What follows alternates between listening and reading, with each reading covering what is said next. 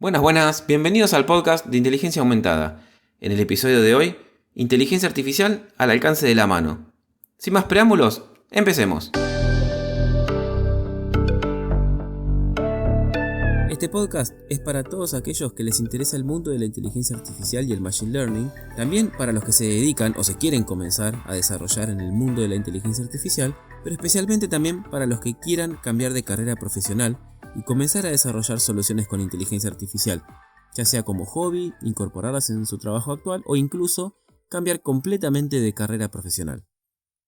Buenas, bienvenidos nuevamente al podcast de Inteligencia Aumentada, el podcast sobre inteligencia artificial que ya no es solamente para aquellos que quieran cambiarse de carrera profesional, sino para cualquiera que esté interesado en inteligencia artificial. Ya hemos visto en episodios anteriores que prácticamente cualquier persona que le interese la inteligencia artificial y quiera comenzar a desarrollarse en este tema, lo puede hacer. No es necesario ser doctor en ciencias de la computación ni tener un background, una experiencia en desarrollo de software de 20 años. Solamente hace falta tener ganas, que te guste y que te interese, nada más. Porque lo demás se puede ir aprendiendo con el tiempo y muchas de las cosas que nosotros ya fuimos aprendiendo las podemos adaptar a esto. Sobre todo conocimientos que traigamos de nuestro propio campo. Así que ya estos capítulos, por lo menos estos últimos episodios, con el episodio anterior que hablamos un poquito sobre los modelos grandes de lenguaje o modelos enormes de lenguaje, y lo que vamos a ver hoy, ya el campo, el scope, como se le dice, se abre a cualquier persona que esté interesada en inteligencia artificial, porque incluso esto sirve también para aquellos que quieran empezar a explorar un poquitito este mundo sin necesidad de cambiar de carrera profesional, solo porque les gusta o porque quieren empezar a hacer cosas por su cuenta en su casa. Y a eso apuntamos específicamente con este episodio. El título inicial que teníamos pensado para el episodio de este podcast era Inteligencia Artificial de Barrio o Inteligencia Artificial Hogareña. El problema es que no estaba seguro si en distintas partes de Latinoamérica o de España el concepto de barrio significa lo mismo que acá en Argentina, entonces por ahí ustedes le llaman de otra manera al barrio, a la región alrededor de nuestras casas donde vivimos, que era en realidad para denotar o para intentar referirme a aplicaciones de inteligencia artificial como más caseras, no tan elaboradas que se necesite un laboratorio de investigación y 10.000 personas para poder desarrollar. Pero bueno, por ahí, por miedo a que se preste la confusión, por eso terminó quedando el título que quedó. Pero bueno, al medida que vayamos desarrollando el episodio se van a dar cuenta por qué yo le quería poner este nombre al episodio.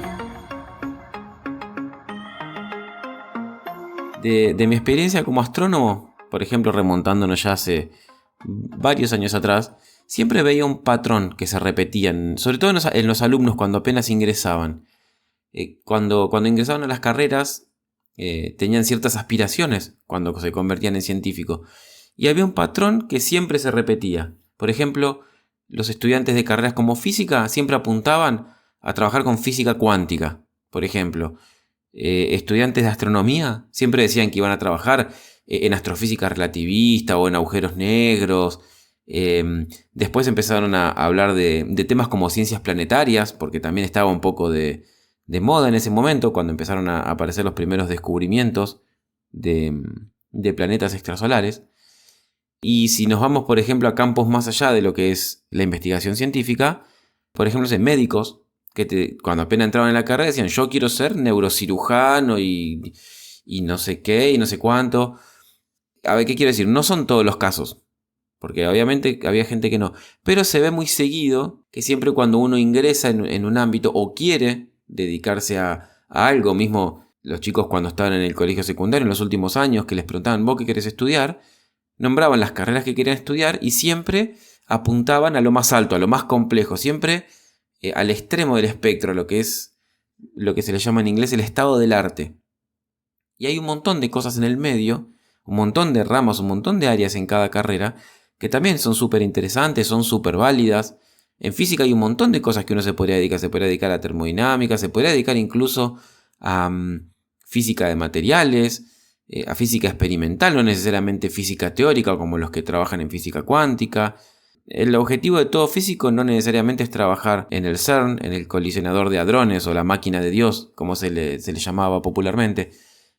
hay un montón de otras áreas. Obviamente, llegar a trabajar ahí es todo un hito, como en astronomía, llegar a trabajar en NASA, pero hay un montón de otros lugares donde uno puede trabajar, un montón de áreas que también son súper interesantes, y cuando uno empieza la carrera y empieza a estudiar se da cuenta que hay un montón de ámbitos donde uno puede desarrollarse. Lo mismo, ni hablar la medicina, ¿no? La cantidad de aplicaciones que hay o la cantidad de especializaciones que hay en medicina. Y obviamente con el tema de inteligencia artificial no es la excepción. Por ahí parece un poco descolgado esto que empecé a contar, pero esto va atado, va de la mano de lo que queremos hablar en este episodio. Con el tema de inteligencia artificial, como decía recién, no es excepción esto de querer dedicarse a lo más complejo, a lo más alto o al estado del arte.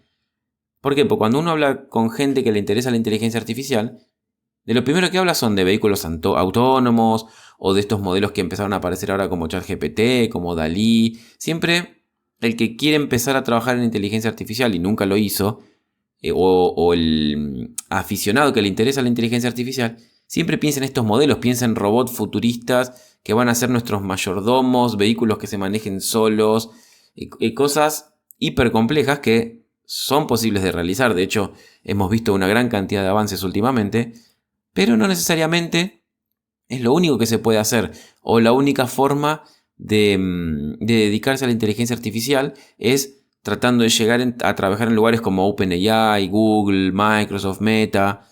Hay una gran cantidad de cosas que se pueden hacer con inteligencia artificial, muy interesantes, súper interesantes.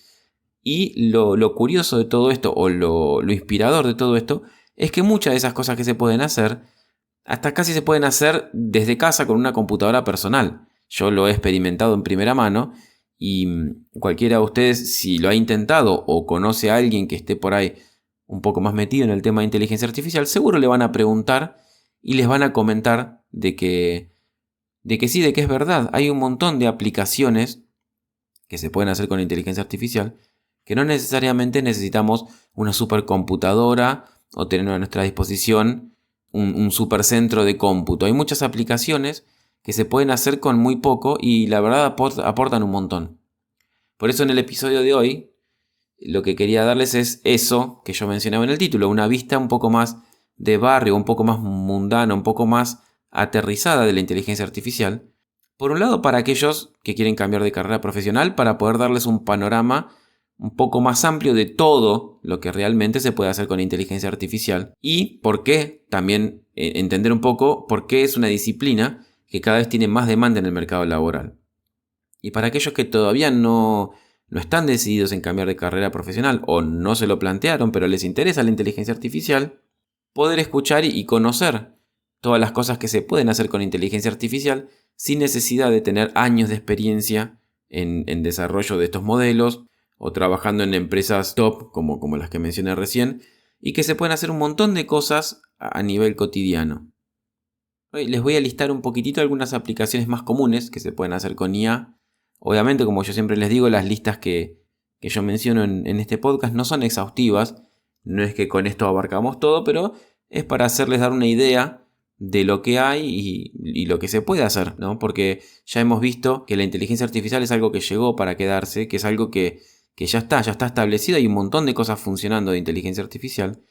Y cuando uno empieza a tener un poco más de conocimiento técnico de las cosas que se pueden hacer o cómo funciona la inteligencia artificial, empezás a ver, tenés como una especie de habilidad extra de poder ver un montón de soluciones que hay dando vueltas en internet, o páginas que ofrecen algún servicio, algún producto que tiene implementado inteligencia artificial, y que vemos que de trasfondo es un modelo que, si bien está bien entrenado, bien realizado, testeado, todo, en sus bases no es un modelo extremadamente complejo. Vemos que es algo que, por lo menos a nivel prototipo, se puede hacer tranquilamente en una casa. Por ejemplo, para empezar, existe en internet, en un montón de plataformas que ahora yo les voy a mencionar, un montón de lugares donde podemos encontrar modelos ya preentrenados. ¿Qué es esto de preentrenar o entrenar? Para darles una definición un poco concisa, para no detenernos en tecnicismos, los modelos de inteligencia artificial, cuando uno los desarrolla, lo que hace es pasarlos por un proceso que se le llama entrenamiento. ¿Qué es esto? Simplemente es utilizar los datos que nosotros tenemos recabados para realizar este modelo o para entrenar el modelo, y simplemente lo que se le va haciendo es dándoselos como entrada al modelo, y el modelo tiene en principio unos parámetros que tiene que ajustar, que los tiene inicialmente de forma aleatoria, y toma esos datos y calcula cómo sería la solución o el resultado final con esos datos. Ese resultado se lo compara con el resultado original para ver qué tan cerca o qué tan lejos estuvo del resultado original. En base a eso, el algoritmo lo que hace es corregir esos valores, esos parámetros, y vuelve a probar otra vez con los datos para ver si se está acercando o si se está alejando. ¿Por qué? Porque si se está acercando va por el buen camino, sigue ajustando en ese sentido, y si se está alejando trata de ajustar pero en el otro sentido. Por ejemplo, si aumentó el valor de ciertos parámetros, los va a disminuir para compensar esa diferencia, porque evidentemente la mejora está para el otro lado. Bueno, esto si nosotros vamos técnicamente es un poco más profundo, ¿no? Pero ya en algún momento nos vamos a poner un poco más técnicos y vamos a explicar de trasfondo cómo funcionan técnicamente o matemáticamente estos modelos, porque no es otra cosa que eso, son modelos matemáticos que básicamente tienen que ajustar parámetros de una dada función, que es la que representa o que modela cómo se comportan esos datos para dar el resultado que dan. Entonces lo que es este entrenamiento es simplemente, entre comillas, por llamarlo de alguna manera, prueba y error. Va probando distintos conjuntos de parámetros y los va ajustando, aumentando, disminuyendo para tratar de llegar al resultado final. Eso es lo que se conoce como entrenamiento. Entonces, cuanto más datos tenga uno, más ejemplos le puede mostrar al modelo para que ajuste mejor estos parámetros y para que contemple mayor variedad de casos. Porque después, cuando uno los implementa en la vida real, por ahí se encuentra con escenarios que nunca experimentó. Entonces, ahí el modelo tiene problemas. Un ejemplo rápido, por ejemplo, en un caso que nosotros le damos características de un inmueble y nos da el valor de venta, si nosotros siempre lo entrenamos con el número de habitaciones, cantidad de baños, tamaño del lote en metros cuadrados, tamaño de la casa en metros cuadrados, y entrena con eso, de repente si nosotros le pasamos datos de una casa y tenemos que la casa tiene un desván o que la casa tiene 2 pisos y nunca entrenó con eso, el modelo no sabe qué hacer, no sabe cómo generalizar eso. Entonces, cuanto más variedad de datos tenemos, mejor. ¿Por qué menciono esto? Porque en realidad existen lugares donde hay determinados modelos que ya están probados, ya están testeados científicamente y que fueron entrenados con un conjunto de datos enorme. Estamos hablando de, no sé, modelos que trabajan con imágenes que fueron entrenados con cientos de miles o millones de imágenes, o como hablábamos en el episodio pasado de los modelos grandes de lenguaje que son entrenados con terabytes de data, o sea, de todo lo que es Wikipedia, blogs, Twitter y de toda fuente digital que le puede ingresar información. Entonces, cuanto más datos, pero no nos vayamos con esos casos porque ahí sí son cantidades astronómicas de información. Pensemos un modelo de clasificación de imágenes donde uno le muestra una foto y le dice qué es eso. O sea, ¿qué es lo que tiene la imagen? Si es un gato, un perro, si es una botella, si es un vehículo. Bueno, hay modelos que ya fueron entrenados con una gran cantidad de imágenes, lo que nos permite clasificar una mayor variedad de objetos, ¿sí? No solamente el clásico perros y gatos, sino que puede clasificar, no sé, 20, 30, 100 tipos de objetos distintos. Entonces esos modelos no es necesario que nosotros nos pongamos a entrenar de nuevo con datos. Podemos directamente descargar los archivos, lo que se les llama los archivos de peso, que serían los archivos de parámetros del modelo, y utilizarlo directamente tal cual como está. De esta manera entonces tenemos un montón de modelos que al no necesitar entrenar, los podemos utilizar y empezar a crear soluciones de inteligencia artificial para detección o clasificación de objetos en una imagen, por ejemplo. O en los modelos de detección de objetos, uno de los más populares es YOLO, que ya van por la versión 8, creo.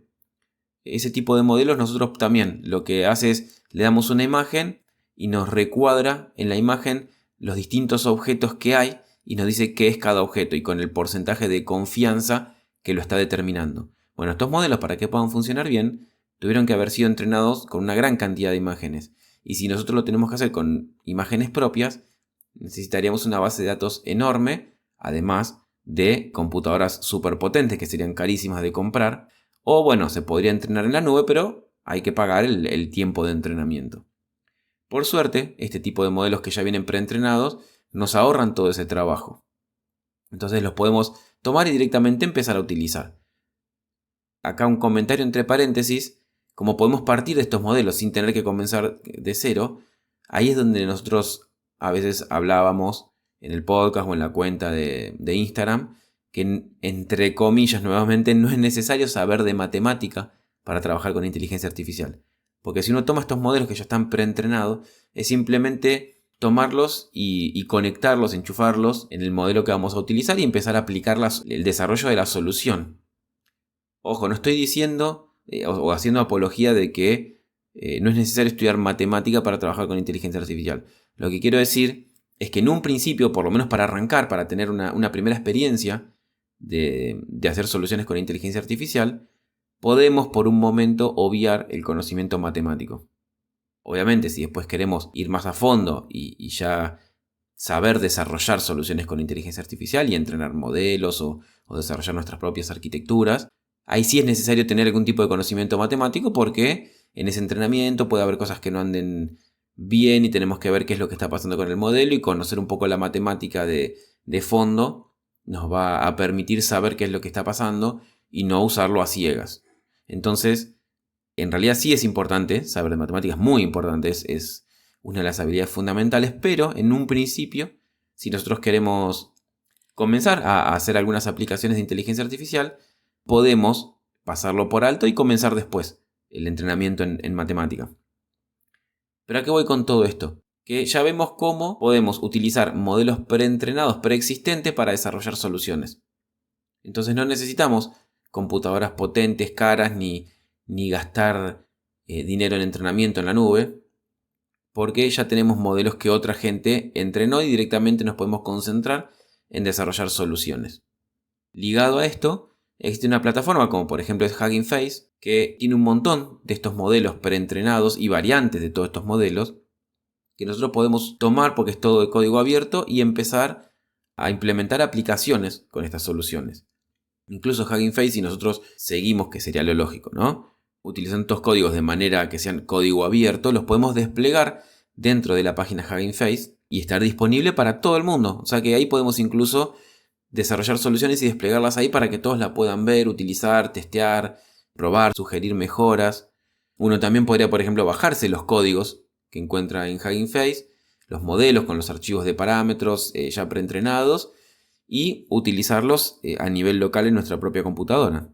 Otra cosa que también se puede hacer es que a veces los modelos están entrenados con, por ejemplo, en este caso que mencionábamos de YOLO con la detección de los objetos, está entrenado con un montón de categorías de tipos de objeto, pero por ahí hay algunos que no están contemplados ahí, que es lo que necesitamos nosotros para nuestra solución.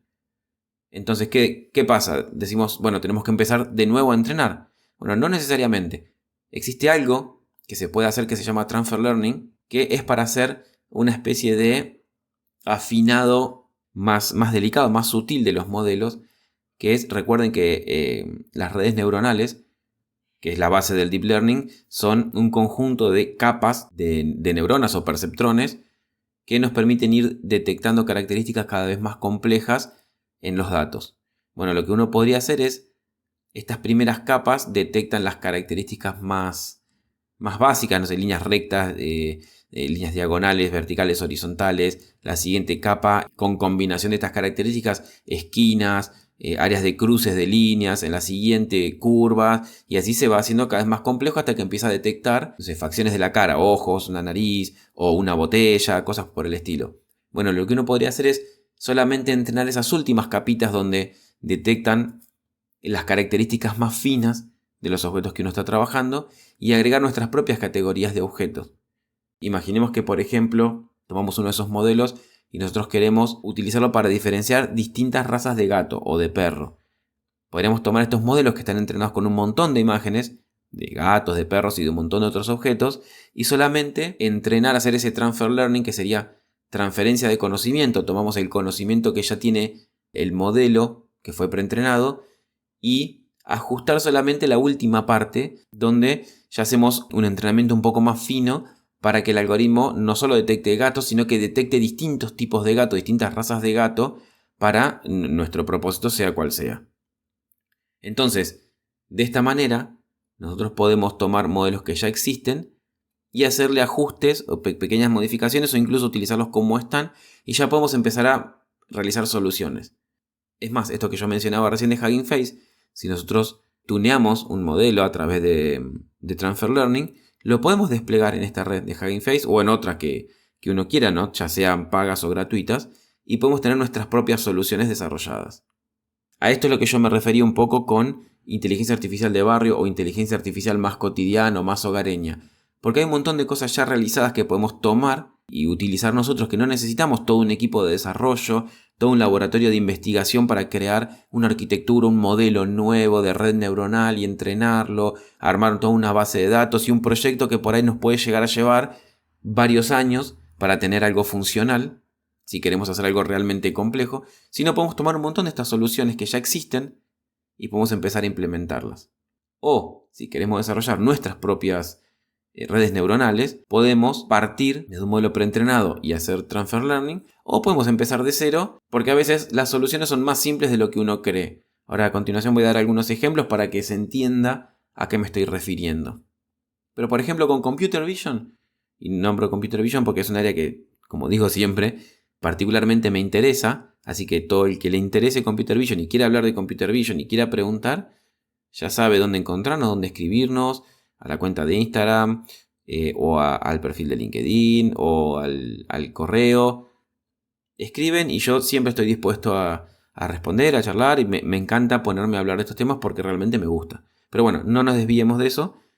Volvamos a lo que les estaba explicando. En Computer Vision, por ejemplo Python, utiliza como librería de cabecera para la mayoría de las operaciones asociadas con Computer Vision, una librería que se llama OpenCV o OpenCV, que sería Open Computer Vision, porque es una librería para Computer Vision que es de código abierto, que hay una gran comunidad ahí trabajando y mejorándola y corrigiendo errores e implementándole nuevas características, y eso hace que es una rutina muy robusta, muy rápida porque computacionalmente está muy optimizada para ser rápida, y que siempre se le van agregando cosas nuevas que nos permiten hacer cosas cada vez más potentes con Computer Vision sin necesidad incluso de irnos a entrenar redes neuronales.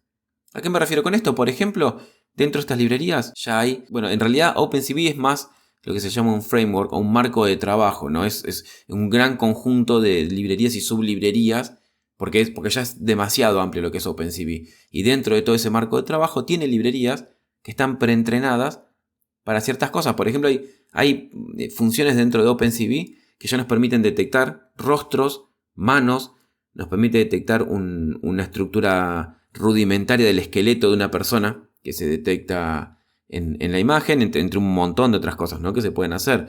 Pero por ejemplo ya con eso, con 3 o 4 líneas de código, se puede subir una imagen o subir lo que está capturando la webcam, por ejemplo, y detectar nuestro rostro, detecta el contorno y detecta ciertos puntos claves del rostro, como varios puntos que delimitan los ojos, la nariz, la boca, las orejas, el mentón. Entonces con eso, ya con esas 3 o 4 líneas que cargamos ese modelo, y podemos detectar un rostro, podemos hacer lo que queramos con eso. Por ejemplo, de ahí podemos extraer lo que sería la región que comprende el ojo.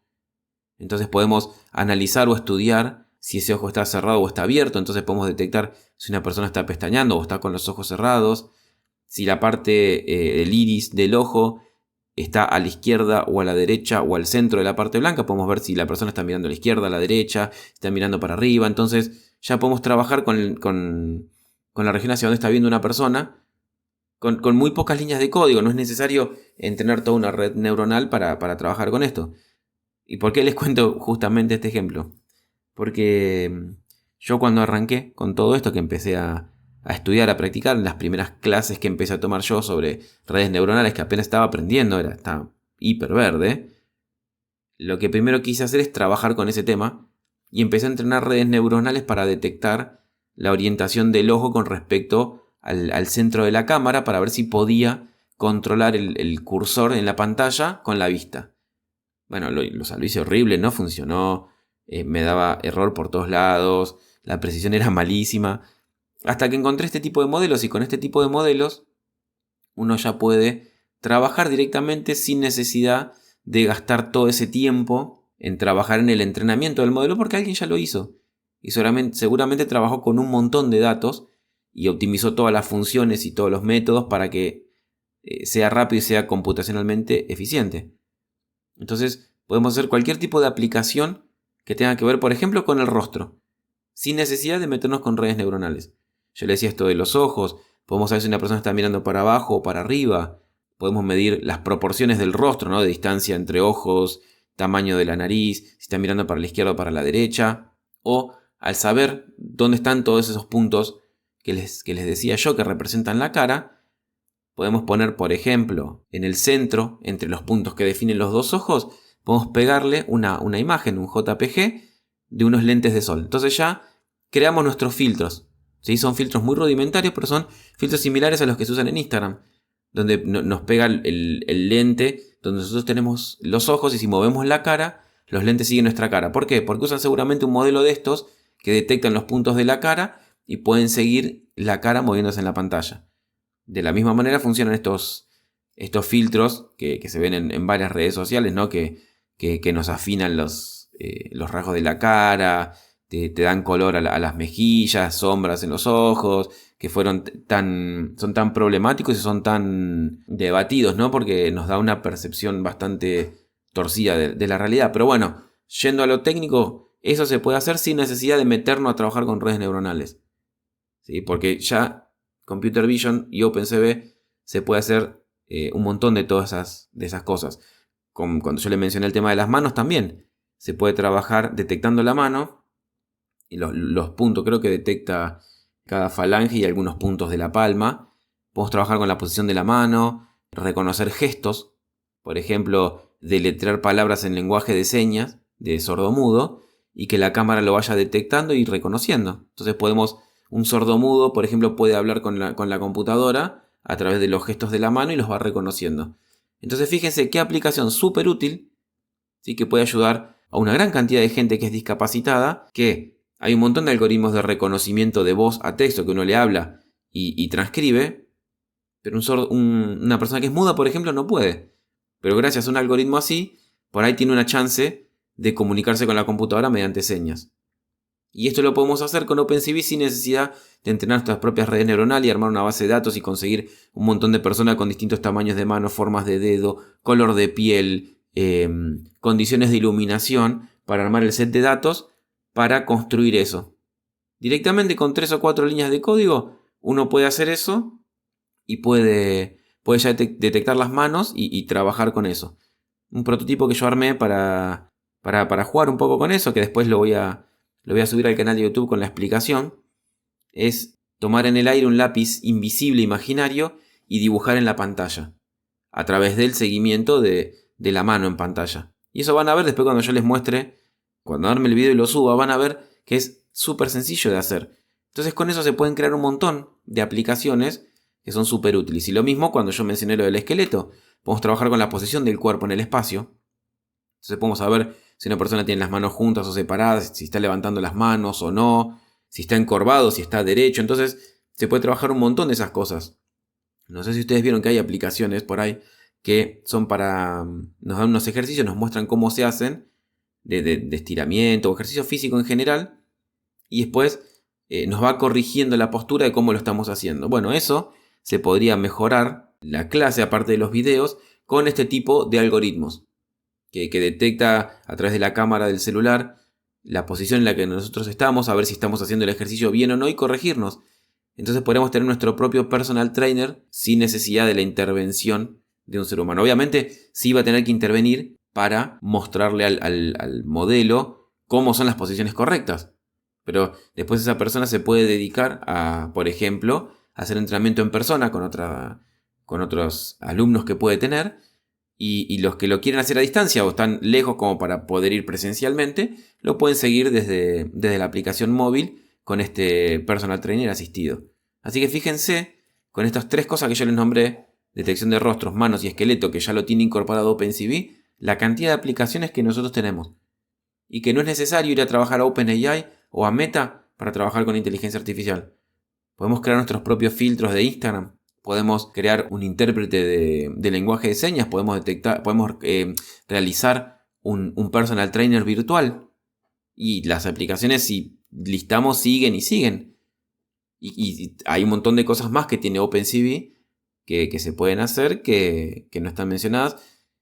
¿Y por qué hago tanto hincapié con OpenCV, con Computer Vision?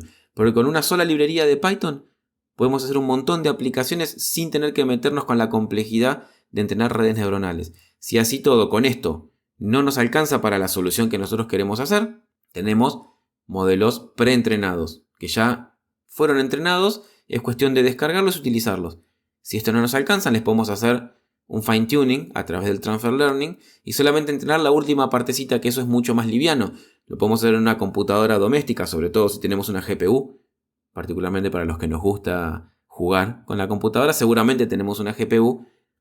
Y si no, en el peor de los casos, podemos pagar para entrenar en alguna nube, como en Azure o en AWS o en Google Cloud, que por ahí si es para hacer un transfer learning, el costo de ese entrenamiento capaz que nos llega a $10 y tenemos nuestro modelo funcionando. Y recién después ahí empezar a pensar en tener que diseñar nuestras propias redes neuronales o entrenar nuestros modelos de cero. Entonces fíjense todo lo que podemos hacer antes de llegar a esos modelos o ese tope de gama o ese estado del arte de la inteligencia artificial. Y dentro de eso entonces lo que yo quiero que quede como moraleja de esto es que lo único que necesitamos para esto, esto es toda una cuestión de tener creatividad para poder encontrar usos, para poder encontrar casos de uso, para poder encontrar aplicaciones, para poder encontrar necesidades y la solución que ayudaría en esta necesidad. No es necesario reinventar la rueda, porque ya hay muchas ruedas inventadas y de mucho tipo. Y hay una gran comunidad detrás que coopera, que colabora para mejorar este tipo de soluciones. Por ejemplo, aplicaciones que las puedo mencionar dentro de todas esas que yo les dije. Está el reconocimiento de objetos en imágenes. Uno dice, bueno, reconocimiento de objetos es un tema. No, son miles de temas. Porque nosotros podemos trabajar con distintos tipos de objetos. Podemos, como yo hoy les dije, para que detecte distintas razas de perro, por ejemplo. Entonces, uno podría tener un detector automático de perro. Uno va a la plaza y ve un perro que le gustó. Ah, mira, a ver qué raza será. Apunta con la cámara al perro y te dice la raza de perro que es. Si tiene alguna raza, ¿no? Porque la mayoría de las veces son todos marca ladrador. Dentro de esto que es la detección de objetos, por ejemplo, podemos utilizar librerías que ya existen, como por ejemplo Tesseract, o el equivalente en Python que es PyTesseract, que es para detectar, detección óptica de caracteres. Uno puede tomar una foto donde haya letras o números y los puede detectar, entonces podemos llevar eso a texto, podemos digitalizar, por ejemplo, texto. Podemos tener una hoja escrita y detectar qué es y llevarlo a una digitalización sin necesidad de tipearlo nosotros. Otro ejemplo que puede haber, por ejemplo, con estos algoritmos, YOLO, por ejemplo, no hace falta ni siquiera modificarle nada. Podemos utilizarlo para detectar personas. Obviamente en la imagen va a detectar un montón de objetos, pero nosotros solamente nos quedamos con aquellos que son clasificados como personas y podemos ponerlo con una cámara en la puerta de un comercio, dibujar una línea imaginaria en la puerta del comercio y ver si ese rectángulo que encuadra a la persona que detectó cruza esa imagen, esa línea imaginaria de derecha a izquierda, entonces podemos suponer que está entrando al comercio y si la cruza de izquierda a derecha, que sale. Entonces de esa manera se puede utilizar para contar la cantidad de gente que entra y sale de un comercio. ¿Para qué sirve esto?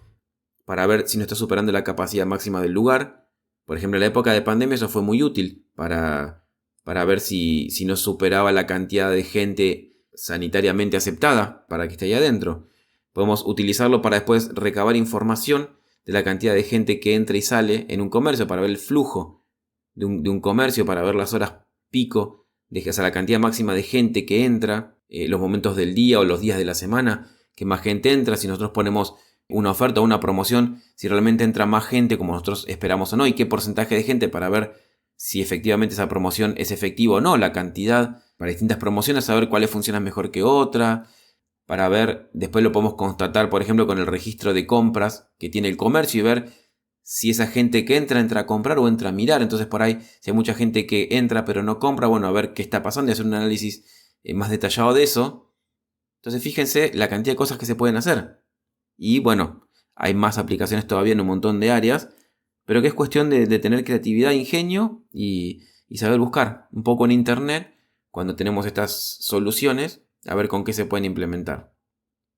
Obviamente, como me interesa todo esto de inteligencia artificial, si alguno de ustedes en algún momento están en una instancia que se les ocurre alguna idea, alguna solución, ya sea con fines de un proyecto serio o simplemente para experimentar o para jugar, pregúntenme, vengan con la idea, que a mí me encanta charlar y debatir este tipo de cosas, y puedo llegar a orientarlos a ver con qué tipo de modelo se puede trabajar o por dónde abordar la solución para hacerlo, y van a ver que en la mayoría de los casos se puede llegar a desarrollar y a implementar con soluciones súper simples. De esa manera uno puede empezar a meterse con inteligencia artificial sin necesidad de tener un conocimiento tan a fondo. Por lo menos hasta uno tener tiempo de aprender todos los pormenores, todos los detalles técnicos que se necesitan para trabajar a fondo con inteligencia artificial en soluciones más complejas.